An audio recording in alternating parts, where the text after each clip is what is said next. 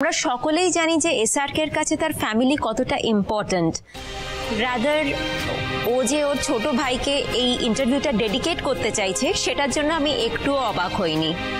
Rather আমার মনে আছে লাস্ট টাইম যখন তুমি ইন্টারভিউ দিয়েছিলে তখন তোমার ছোট ভাই শাগনিক তোমার পাশেই ছিল। শাগনিক আমার প্রত্যেকটা স্টেজ শো, আমার রেকর্ডিংস, আমার প্রেস কনফারেন্সেস, প্রত্যেকটা বিষয় আমার পাশে থাকতো, একেবারে একটা স্তম্ভের মতো। আজও আমার পাশে নেই, আর ওকে ছাড়া এই সমস্ত কাজকর্ম করাটা একটা বড় চ্যালেঞ্জ হয়ে দাঁড়িয়েছিল। কিন্তু আজ আবার এই K2Z টিভির দৌলতে আপনাদের সামনে আমি আবার লাইভে আসতে পেরেছি। শানু আমার ছোট ভাই আমাদের সকলকে ছেড়ে চলে গেছে,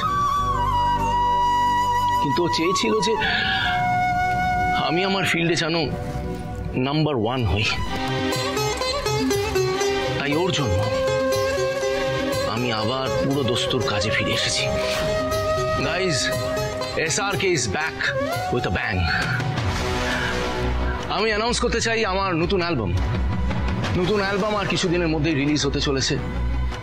তাই এই অ্যালবাম আর আজকের এই ইন্টারভিউ, এই দুটোই আমি আমার ভাইয়ের নামে ডেডিকেট করতে চাই। Love you all. সৌম্যবাবু তো মেনে নিয়েছেন যে শাগনিক বাবু আর বেঁচে নেই, কিন্তু ওই তাবিজটা পাওয়ার পর থেকে আবার কেন জানি না সব হিসেব ঘেটে যাচ্ছে। জানি না হঠাৎ করে ওই তাবিজটা পাওয়ার আসল ইঙ্গিতটা কি। ইতিমধ্যে আমাদের কমেন্ট বক্সে প্রচুর রিকোয়েস্ট চলে এসেছে যে সবাই আর তোমার একার ইন্টারভিউ দেখতে চায় না, তোমার সঙ্গে অন্য কাউকেও দেখতে চায়। মানে কাকে? তোমার ওয়াইফকে। কয়েকশো কমেন্ট এসেছে যেখানে কাপল হিসেবে তোমাদের কথা শুনতে চায়, সবাই তোমাদের কথা জানতে চাইছে, কারণ বিয়ের পরেও হাজব্যান্ড ওয়াইফ হিসেবে তোমরা একবারও পাবলিকলি অ্যাপিয়ার করোনি। তাই আজ কি একসাথে একটা ইন্টারভিউ হতে পারে? না,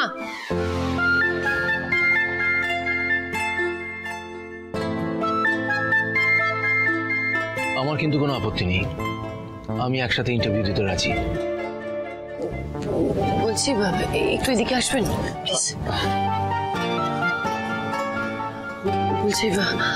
বলছি আমি সব ইন্টারভিউ এগুলো দিতে পারবো না, আমার ভীষণ ভয় করে, ভীষণ এম্বারেসিং। এই ক্যামেরার সামনে হাসতে হবে, কথা বলতে হবে, তাতে কিছু আমি আগে কখনো করিও নি, আমি পারবো না। প্লিজ আমাকে জোর করবেন না, আমাকে ছেড়ে দিন। ভিউয়ার্সরা হতাশ হবেন না প্লিজ।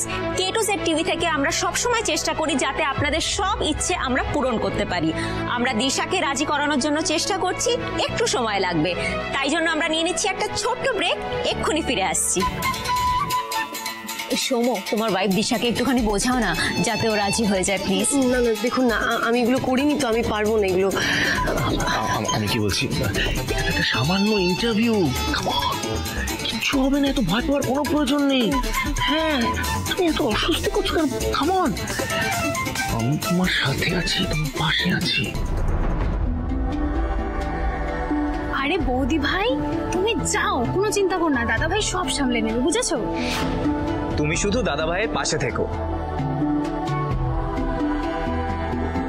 আরে বাবা, ইন্টারভিউ দেওয়াটা কোনো হাতি ঘোড়া ব্যাপার না, যাবে কথা বলবে, চলে আসবে, কোনো হাতি ঘোড়ার জিনিসই নয় এটা। জানো ওকে নিয়ে জানো।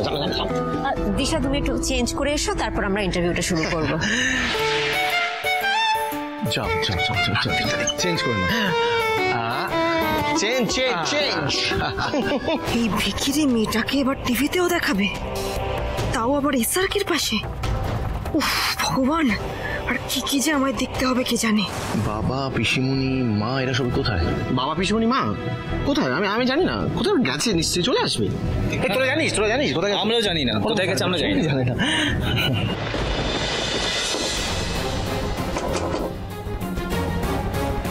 এখন আবার কে এলো? কে? বস, আমি কেচো, তাড়াতাড়ি দরজাটা খোলো। কেচো, খোলো তাড়াতাড়ি। কিরে, তুই এখানে কি করছিস? আরে তুই এখানে কি করছিস? তোকে তো গা ঢাকা দিতে বলেছিলাম, তার জন্য টাকাও পাঠিয়েছি। আরে আরে বস, তোমার দয়াতে তো আমি পালাতে পেরেছি, কিন্তু পুলিশ তো এখন আমার পেছন ছাড়ছেই না, যে কোনো সময় ধরে নিতে পারে। তাই আমি ভাবলাম তোমার এখানে আসাটাই সেফ হবে, আর তোমাকে তো কেউ সন্দেহ করবে না। তাই কি বস, এই মালটাকে এখানে ধরে রেখেছো? আর কি উপায় ছিল? তোর সব ডেরা তো পুলিশ জেনে গেছে, ওকে তো সরাতেই হতো। আর এখন ওর পিছনে টাকা খরচা করে আমি বাড়ি ভাড়া করে রাখতে পারবো না, তাই জন্য এখানেই রেখে দিয়েছি। পুলিশ যদিও নাগাল পায়, ও যদি সবটা বলে দেয় তখন কি হবে বলো তো? রিল্যাক্স কেছো, সেই রাস্তা 80% বন্ধ, আর বাকি 20% কয়েকদিনের মধ্যে বন্ধ হয়ে যাবে। আয়, তুই তোকে বোঝাচ্ছি, আয় আয় আয় আয়।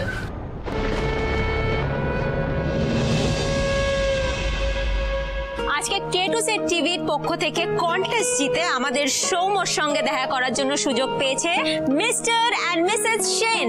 এই মিষ্টি কাপলকে আমি ডেকে নিচ্ছি এখানে। Please please please, welcome welcome welcome welcome. Sir একটা সেলফি প্লিজ। হ্যাঁ শিওর শিওর, আমি তুলে দিচ্ছি। তাই না, একসাথে এসো।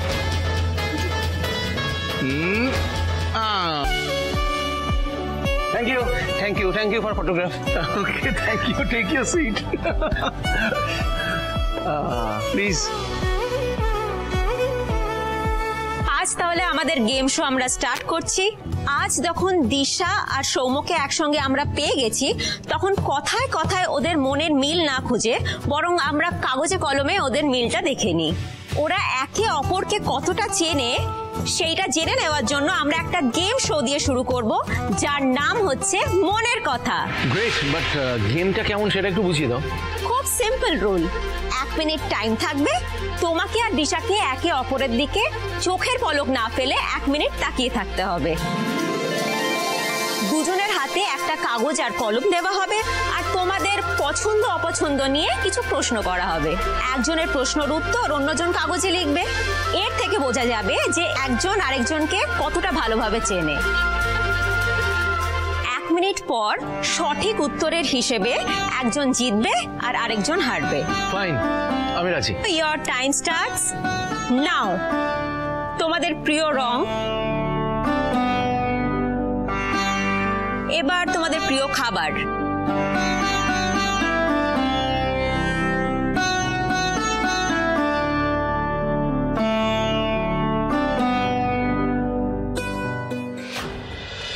এবার আনসার মেলানোর পালা।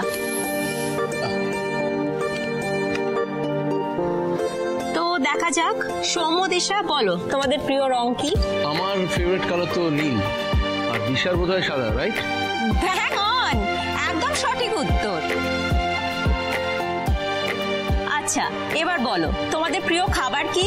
আমার প্রিয় আলু পোস্ত আর ওনার বিরিয়ানি। Again, একদম সঠিক উত্তর।